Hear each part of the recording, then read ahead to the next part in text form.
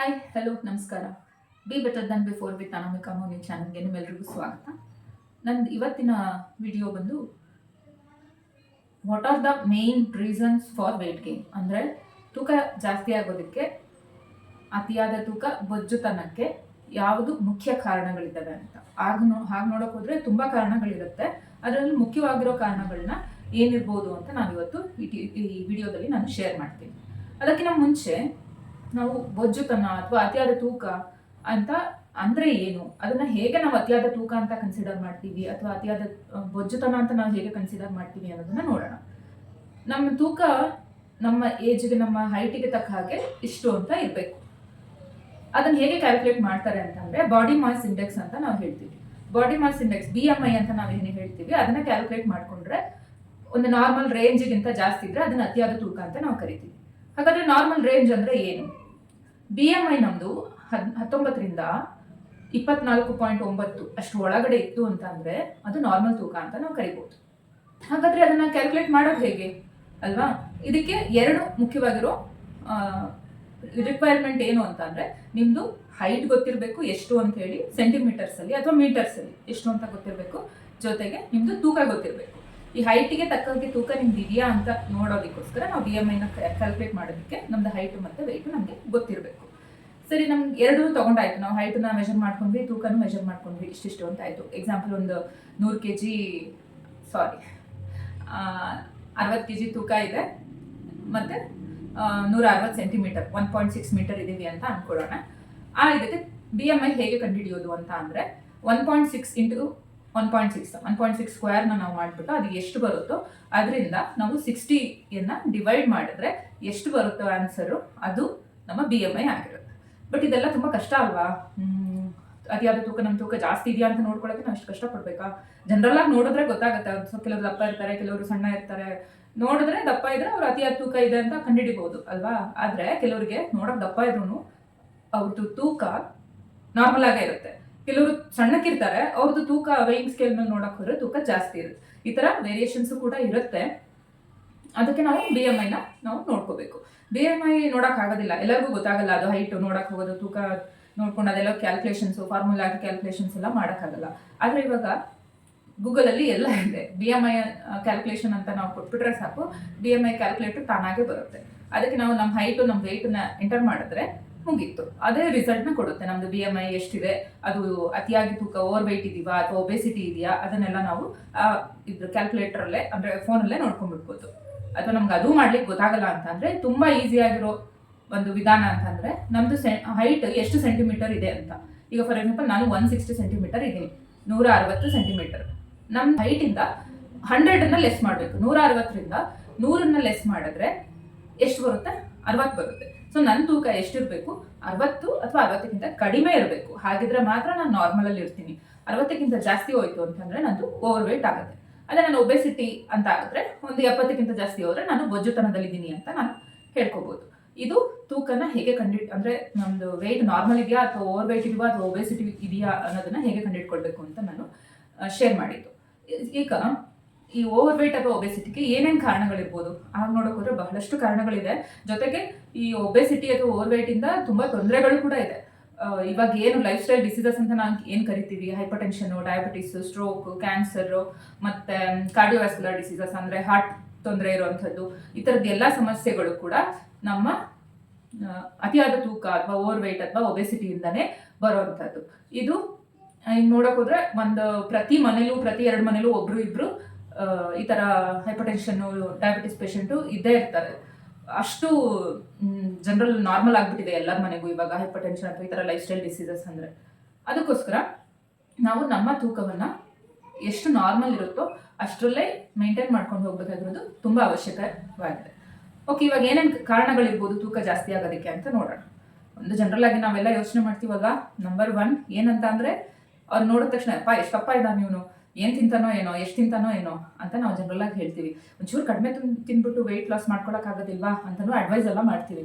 ಅದೇ number 1 reason ಏನಂತಂದ್ರೆ over eating ಅಥವಾ ಬಿಂಜ್ ಈಟಿಂಗ್. ತುಂಬಾ ತಿನ್ನೋದು, ಯಾವಾಗ್ಲೂ ತಿಂತಾನೆ ಇರೋದು. ನಮ್ಗೆ ದೇಹಕ್ಕೆ ಒಂದು ದಿನಕ್ಕೆ ಇಷ್ಟೇ ತಿನ್ಬೇಕು ಅಥವಾ ಇಷ್ಟು ಕ್ಯಾಲೋರೀಸ್ ಬೇಕು ಅಂತ ನಾವು ಏನಿರುತ್ತೋ ಅದಕ್ಕಿನ್ನ ಜಾಸ್ತಿ ತಿಂದ್ರೆ ನಮ್ಮ ದೇಹ ನಮ್ಗೆ ಎಷ್ಟು ಬೇಕೋ ಅಷ್ಟನ್ನೇ ಖರ್ಚು ಮಾಡಿಕೊಂಡು ಉಳಿದಿದ್ದನ್ನ ಸೇವಿಂಗ್ಸ್ ಅಕೌಂಟಲ್ಲಿ ಇಟ್ಟಂಗೆ ಇಡುತ್ತೆ. ನಾವು ಸ್ಯಾಲ್ರಿ ಬಂತು ಅಂತಂದರೆ ನಮ್ಗೆ ಎಷ್ಟು ಖರ್ಚು ಬೇಕೋ ಅಷ್ಟು ಇಟ್ಕೊಂಡು ಉಳಿದಿದ್ದನ್ನ ಸೇವಿಂಗ್ಸಲ್ಲಿ ಇಡಲ್ಲ. ಅದೇ ಥರನೇ ನಮ್ಮ ದೇಹ ಕೂಡ ಆ ದಿನಕ್ಕೆ ಏನು ಖರ್ಚಾಗಬೇಕಿತ್ತೋ, ಎಷ್ಟು ಶಕ್ತಿಯನ್ನು ನಾವು ಯುಟಿಲೈಸ್ ಮಾಡ್ತೀವೋ ಅಷ್ಟನ್ನ ಬಿಟ್ಬಿಟ್ಟು ಉಳಿದಿದ್ದನ್ನ ಎಕ್ಸ್ಟ್ರಾನ ಫ್ಯಾಟ್ ರೂಪದಲ್ಲಿ ಅಂದರೆ ಕೊಬ್ಬಾಗಿ ಕನ್ವರ್ಟ್ ಮಾಡಿ ನಮ್ಮ ದೇಹದಲ್ಲಿ ಸ್ಟೋರ್ ಮಾಡ್ತಾ ಹೋಗುತ್ತೆ. ಇದು ಅತಿಯಾದ ತೂಕ ಮತ್ತು ಒಬೆಸಿಟಿಗೆ ಮೊದಲನೇ ಕಾರಣ. ಇನ್ನೊಂದು number 2, sedentary life style. Sedentary life style ಅಂದರೆ ಏನು? ಯಾವಾಗಲೂ ಆಕ್ಟಿವಿಟಿ ಚಟುವಟಿಕೆಯಿಂದ ಇರಬೇಕು.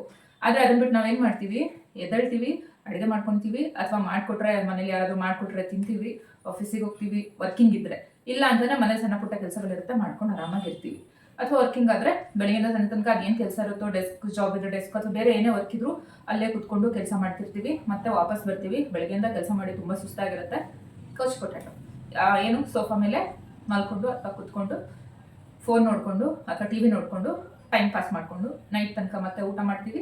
ರಾತ್ರಿ 8 ಗಂಟೆ 9 ಗಂಟೆ 10 ಗಂಟೆಗೆ ಊಟ ಮಾಡ್ತೀವಿ. ಊಟ ಮಾಡಿದ ತಕ್ಷಣ ಮಲ್ಕೊತೀವಿ. ಅಂದರೆ ನಮ್ಮ ದೇಹ ಎಷ್ಟು ಚಟುವಟಿಕೆಯಿಂದ ಇರಬೇಕೋ ಅಷ್ಟು ಚಟುವಟಿಕೆಯಿಂದ ಇರ್ದಲ್ಲೇ ನಾವು ಸೋಂಬೇರಿಗಳ ಥರ ಒಂದೇ ಕಡೆ ಕೂತು ತಿಂದು ಮಾಡಿ ತೂಕವನ್ನು ಜಾಸ್ತಿ ಮಾಡ್ಕೊಳ್ತೀವಿ. ಇದು ಸೆಕೆಂಡ್ ರೀಸನ್.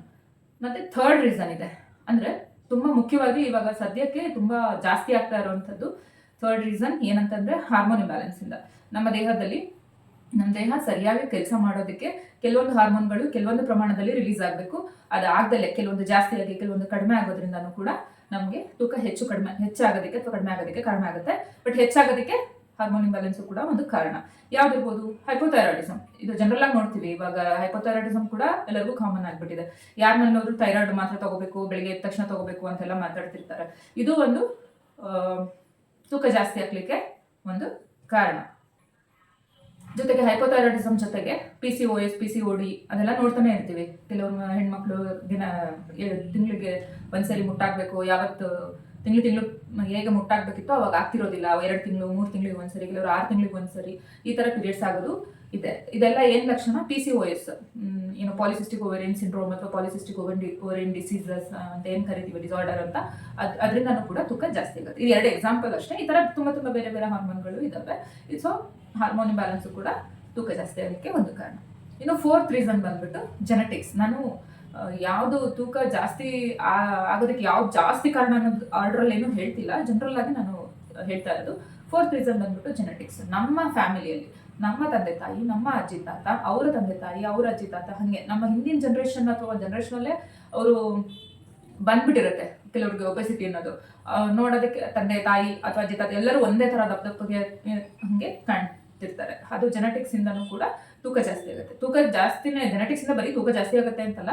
ಈವನ್ ತುಂಬ ಸಣ್ಣಕ್ಕಿರೋರು ಏನಪ್ಪ ಎಷ್ಟು ತಿಂತಾನೆ ಆದರೂ ಇಷ್ಟೇ ಸಣ್ಣಕ್ಕಿದ್ದಾನೆ ಅಂತ ಹೇಳ್ತೀವಲ್ವಾ, ಅದೇ ಥರ ಸಣ್ಣಕ್ಕಿರೋದಕ್ಕೂ ಕೂಡ ಜೆನೆಟಿಕ್ಸ್ ಕೆಲವೊಂದು ಸರಿ ಕಾರಣ ಆಗುತ್ತೆ. ಹಾಗೆ ತೂಕ ಜಾಸ್ತಿ ಆಗ್ಲಿಕ್ಕೂ ಕೂಡ ಜೆನೆಟಿಕ್ ಇಂದ ಒಂದು ಕಾರಣ ಆಗುತ್ತೆ.